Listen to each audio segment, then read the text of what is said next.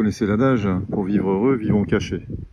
Et si nous étions devenus tous totalement égocentrés, en vivant à l'envers, en faisant exactement l'inverse de ce dicton, et si nous étions tous malheureux, à force de nous afficher constamment à plein temps sur les réseaux, si nous étions devenus une société complètement schizophrène, paranoïaque, et j'en passe. Allez, suite dans le poste, c'est du spontané. Salut les humains.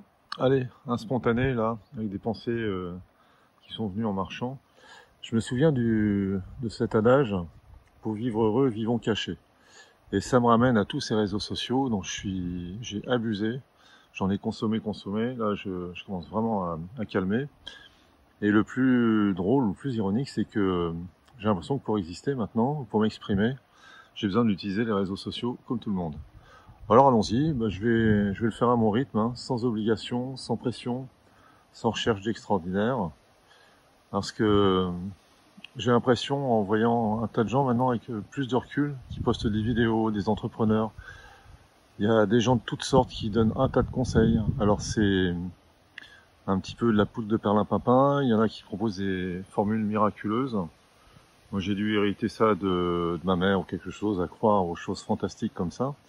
C'est pas mal en soi, ça m'amène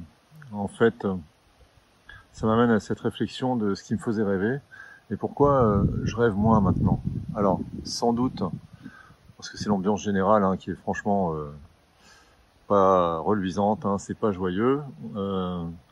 Et après avoir essayé tout un tas de techniques pour aller mieux, en fait, je me suis trompé sur ce que ça veut dire aller mieux.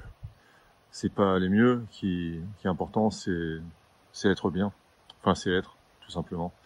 Bon, j'ai l'impression d'enfoncer une porte ouverte, mais pourquoi pas l'exprimer à mon tour, parce que il y en a un tas qui l'exprime, qui donne des leçons pendant des vidéos, des lives, etc.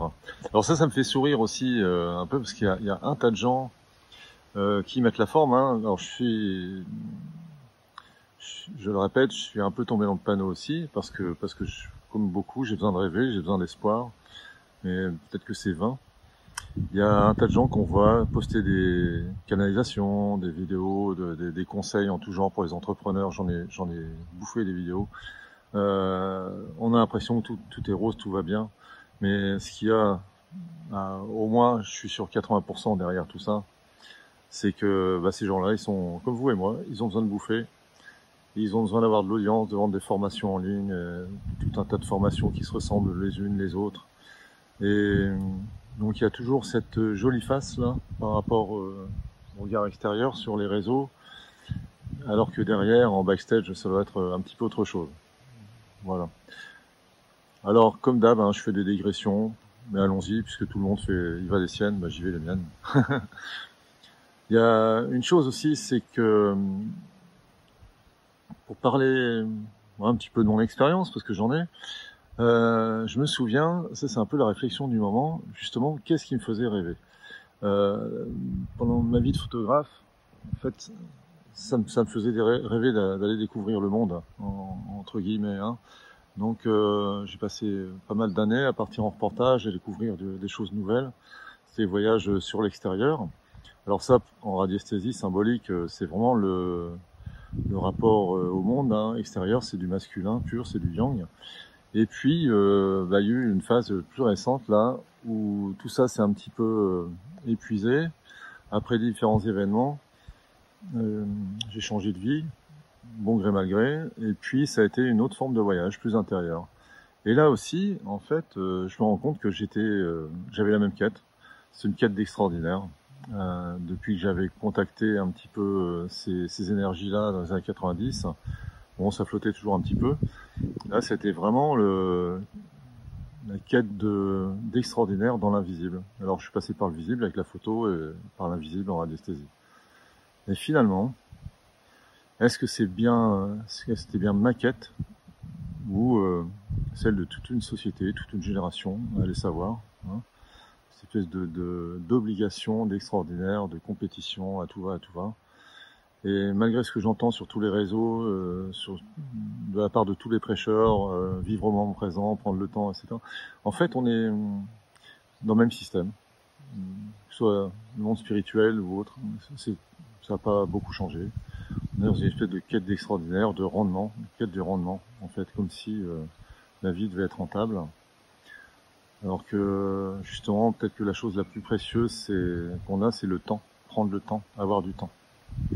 Et ça, je m'étais pas rendu compte que j'en ai actuellement, que même ça, je l'appréciais plus, à force d'être dans les projections, les angoisses du passé, de l'avenir, j'en passe. S'il y a une chose que ma pratique, parce que quand même, je vais ramener un petit peu à moi, me procure, c'est justement ce moment présent, c'est être dans le temps. Comme quand j'étais avec mon appareil photo. J'étais en portage, en fait, il n'y avait plus de passé et de futur. J'étais dans le temps. Voilà. Bon, j'ai l'impression d'avoir tourné un petit peu en rond. Il y aura peut-être un peu de vent dans le micro, mais c'est comme ça, hein, c'est du live, c'est du brut. Donc, suite de mes réflexions personnelles, hein, égotiques, comme le fameux quart d'heure de Warhol, là, qui est décliné maintenant 24/24 dans le monde entier. Je participe au grand bordel à ma façon, et je vais continuer à poster au feeling. Allez, salut les humains, comme tout le monde, hein, si ça vous inspire quelque chose, c'est aussi fait pour partager, hein, c'est pas juste pour balancer mes trucs comme ça en ligne.